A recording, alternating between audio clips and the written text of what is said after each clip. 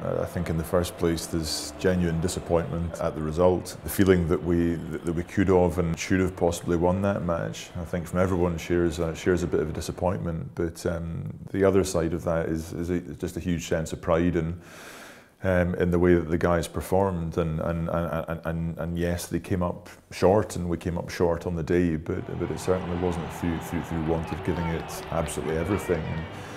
And I think really in these circumstances, particularly where we've come from, that's all everyone can ask just now. And I think to a person, immensely proud of what the boys did out in the field out there, and also immensely proud of the representation of the supporters in Dublin. I've been to the Aviva on a number of occasions across the years, and by a long shot, that was the best atmosphere I've seen there. Yeah, a big sea of Ulster supporters who were in a full voice for a vast majority of it, and yeah, just great to experience. And clearly a big bit of disappointment in not winning the match, because we always aspire to get through occasions like that. But as an event and as a demonstration of the passion behind the Ulster province, it was absolutely fantastic, and I loved every minute of it.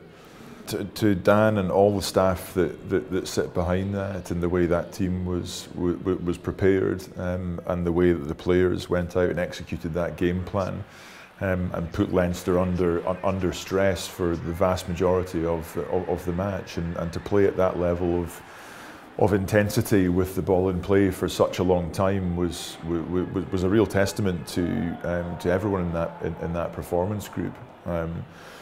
And I think when you look at the quality of Leinster across the board, and European champions, and beating all comers, and for us to stand toe to toe with them and come within a whisker of coming away from Dublin with a win, is again a real demonstration of how far that programme's already come.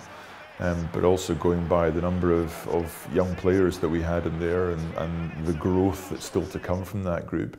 It's a demonstration of where we're going, and that for me is really exciting to see. So I think again, alongside that disappointment of having lost the match, you can be very hopeful and very confident about the direction of travel of this club now, and that's a great feeling to have. I would like to think that people can see something of a positivity returning to Ulster that perhaps hasn't been there for a few years on a number of fronts, and that people can see what this means to the team and to everyone here to try and drive this place forward.